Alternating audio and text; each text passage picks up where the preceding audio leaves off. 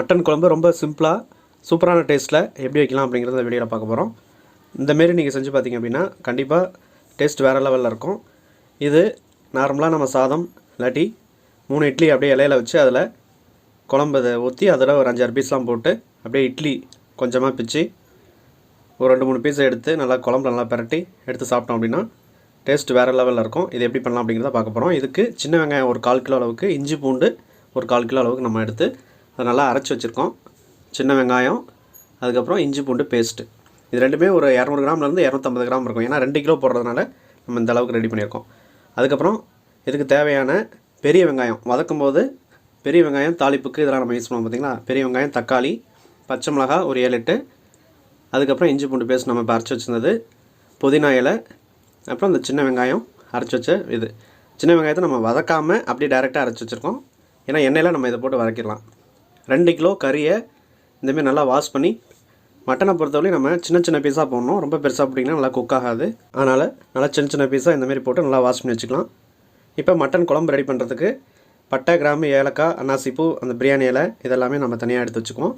ஒரு பாத்திரம் கொஞ்சம் பெருசாகவே எடுத்து அடுப்பில் வச்சுட்டு அந்த பாத்திரம் நல்லா காஞ்சதுக்கப்புறம் இதில் 100 ml அளவுக்கு செக்கில் ஆட்டின கடலெண்ணெய் நான் ஃபஸ்ட்டு ஆட் பண்ணியிருக்கேன். ஸோ நம்ம வந்து 2 கிலோ போடுறதுனால எண்ணெய் ஒரு 150 ml அதில் ஆட் பண்ண போகிறோம். ஸோ 100 ml கடலெண்ணெய், 50 ml வந்து ஒரு செக்கில் ஆட்டின நல்லெண்ணெய். கடலெண்ணெய் நல்லெண்ணெய் 2 சேர்த்து பண்ணும்போது டேஸ்ட் நல்லாயிருக்கும். கடுகு, உளுத்தம் பருப்பு ஒரு டீஸ்பூன் அளவுக்கு நல்லா போட்டு பொரிய விடுவோம். இப்போ நம்ம எடுத்து வச்சுருந்த பட்டை, கிராம்பு, ஏலக்காய், அன்னாசிப்பூ, பிரியாணி இலை, ஸ்டார் அனைஸ் எல்லாமே இதில் போட்டுக்கலாம். அதில் ஒரு வரமிளகாயை ஆட் பண்ணிக்கலாம். ஆட் பண்ணிட்டு நல்லா பொரிய விடுவோம்.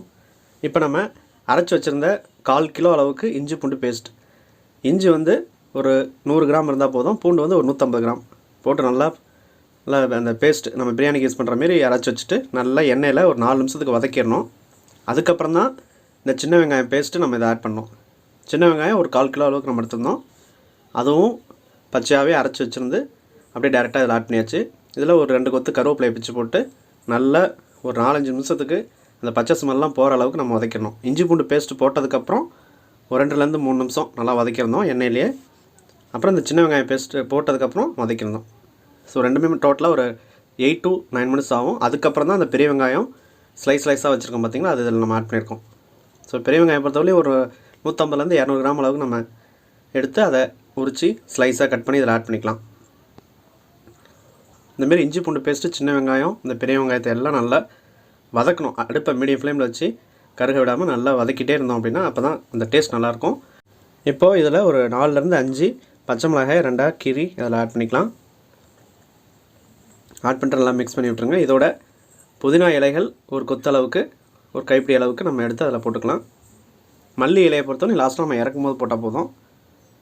ஸோ புதினா இலையை போட்டதுக்கப்புறம் நல்லா இதை மிக்ஸ் பண்ணி விட்டுருவோம். அடிப்பிடிக்காமல் இருக்கிறதுக்கு அப்பப்போ நம்ம இதை கிண்டிக்கிட்டே இருக்கணும். இதெல்லாம் ஓரளவுக்கு வதங்கினதுக்கப்புறம் நம்ம கட் பண்ணி வச்சுருக்கிற தக்காளி ஒரு 200 கிராம் நான் எடுத்துருக்கேன். இது ஸ்லைஸாக கட் பண்ணி நம்ம இதில் ஆட் பண்ணிக்கலாம். ஆட் பண்ணிவிட்டு நல்லா இதையும் நல்லா மிக்ஸ் பண்ணி ஒரு 2-3 நிமிஷம் அளவுக்கு நல்லா வதக்கிக்கலாம். எந்த அளவுக்கு நம்ம ஸ்டார்டிங்கில் இதெல்லாம் வதக்குறோமோ அந்த பேஸ் பண்ணி தான் நம்ம மட்டன் குழம்பு ரொம்ப டேஸ்ட்டாக இருக்கும். ஸோ இந்தமாரி நல்லா வதக்கிக்கலாம். இப்போது நல்லா வதக்குனதுக்கப்புறம் இப்போ நம்ம வாஷ் பண்ணி வச்சுருக்கிற மட்டனை இதில் நம்ம ஆட் பண்ணிக்கலாம். ஸோ 2 கிலோ நல்லா சின்ன சின்ன பீஸாக கட் பண்ணி நம்ம வாஷ் பண்ணி வச்சுருந்தோம். அதை இப்போ நம்ம கொஞ்சம் கொஞ்சமாக அதில் நம்ம எடுத்து போட்டு ஆட் பண்ணிக்கலாம். மட்டனை ஆட் பண்ணதுக்கப்புறம் இதில் தண்ணிலாம் எதுவுமே ஊற்றக்கூடாது. மட்டன்லேயே நம்ம அதை வதக்கும் போது அதில் தண்ணிலாம் பிரிஞ்சு வரும்.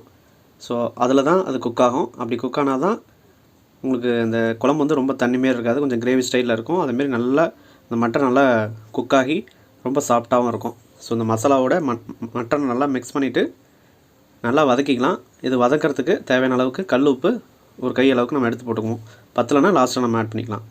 மஞ்சத்தூள் ஒரு 1/2 டீஸ்பூன் அளவுக்கு நம்ம போட்டுக்கிறோம். போட்டு இதை நல்லா மிக்ஸ் பண்ணிக்கலாம். பாருங்கள், இந்தமாரி நல்லா கிளறி விட்டுக்குங்க. அடுப்பை இப்போ நீங்கள் ஃபுல் ஃப்ளேமில் வச்சுக்கலாம். நல்லா கொதி வரும்போது கொஞ்சம் மீடியம் ஃப்ளேமில் வச்சு ஒரு மூடி போட்டு மூடி வச்சுக்கலாம். பாருங்கள், நல்லா கொதி வருது. இப்போ நம்ம தண்ணிலாம் எதுவுமே ஆட் பண்ணல. பட் மட்டனில் இருக்கிற அந்த தண்ணி பிரிஞ்சு வரும்போது இந்தமாரி உங்களுக்கு தண்ணி அதில் மேலே வரதுனால இதுவே போதுமானது மட்டன் வேகிறதுக்கு. ஸோ இப்போ நல்லா அப்பப்போ ஒரு 3 நிமிஷம் 4 நிமிஷத்துக்கு ஒரு வாட்டி நல்லா கிண்டிக்கிட்டே இருக்கணும். ஒரு கிண்டி விட்டோம் அப்படின்னா அடிப்பிடிக்காமல் இருக்கும். ஸோ பாருங்கள் நல்லா தண்ணிலாம் பிரிஞ்சு வந்துருச்சு. இதை நல்லா மூடி போட்டு மூடி வச்சிட்டோம் அப்படின்னா ஒரு 15 நிமிஷம் நல்லா அப்படியே கொதிக்க விட்டோம் அப்படின்னா நல்லா வெந்துடும். வெந்ததுக்கப்புறம் தான் நம்ம மசாலா நம்ம ஆட் பண்ண போகிறோம். இப்போ பாருங்கள் ஓரளவுக்கு ஒரு 60 to 70% இந்த மட்டன் வந்து நல்லா குக் ஆகிடுச்சு, நல்லா வெந்துருச்சு. இப்போ 2 கிலோ மட்டனுக்கு வந்து பார்த்திங்கன்னா சக்தி மட்டன் மசாலா 50 கிராம் பாக்கெட் 2 எடுத்துருக்கோம். 1 கிலோனா 1 பாக்கெட் போதும், 2 கிலோனா 2 பாக்கெட் எடுத்து வேறு எந்த மசாலாவும் நம்ம ஆட் பண்ணல.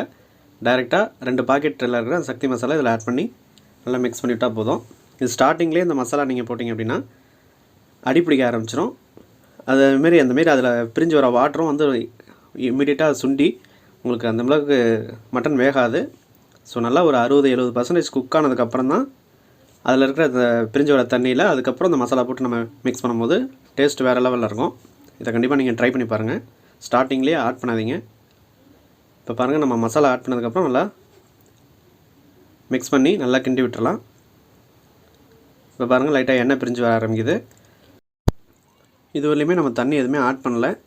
ஸோ தண்ணி ஸ்டார்டிங்கில் நீங்கள் ஆட் பண்ணிங்கன்னா கண்டிப்பாக அது வேகாது. அதேமாரி உங்களுக்கு அந்த மசாலாவும் ஸ்டார்டிங்லேயே போட்டிங்கனாலும் அந்த டேஸ்ட் உங்களுக்கு வராது. இப்போ பாருங்கள் எண்ணெய்லாம் நல்லா பிரிஞ்சு வரும்போது நல்லா இதை நல்லா மிக்ஸ் பண்ணி விட்டு இதுக்கப்புறம் இதுக்கு தேவையான அளவுக்கு நம்ம தண்ணி ஆட் பண்ணிக்கலாம். தண்ணி பொறுத்தவரையும் உங்களுக்கு கிரேவி ஸ்டைலில் வேணும் அப்படின்னா கொஞ்சமாக ஆட் பண்ணால் போதும். இல்லைனா நீங்கள் குழம்பு நல்லா திக்காக கொஞ்சம் வைக்கணும்னா நல்லா கொஞ்சம் தண்ணி ஆட் பண்ணிவிட்டு அதுக்கப்புறம் அதில் தேங்காவையும் கொஞ்சம் நீங்கள் அரைச்சி கூட ஊற்றிக்கலாம். இப்போ நான் வந்து ஒரு 1 லிட்டர் அளவுக்கு நான் தண்ணி ஆட் பண்ணுறேன்.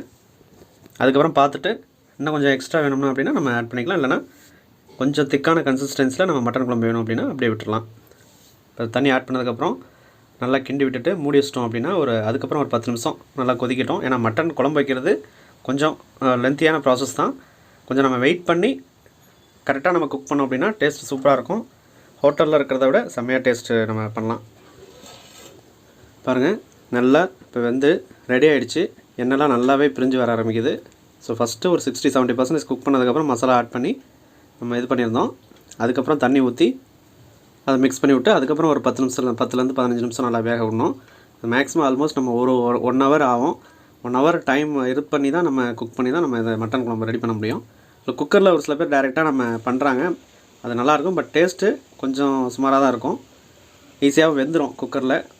கொஞ்சம் ஃபாஸ்ட்டாகவும் பண்ணிடலாம். பட் ஆனால் டேஸ்ட்டு கொஞ்சம் கம்மியாக தான் இருக்கும். ஸோ இந்தமாரி நீங்கள் செஞ்சு பார்த்தீங்க அப்படின்னா குழம்பு வேறு லெவலில் இருக்கும். லாஸ்ட்டாக இறக்கும்போது கொத்தமல்லி தழை இறக்கி போட்டு நல்லா நல்லா தண்ணி தெளிச்சுட்டு இலை எடுத்து அதில் சூடான இட்லி இந்த மட்டன் குழம்பு அப்படி பீஸோடு எடுத்து சாப்பிட்டோம் அப்படின்னா டேஸ்ட்டு சூப்பராக இருக்கும்.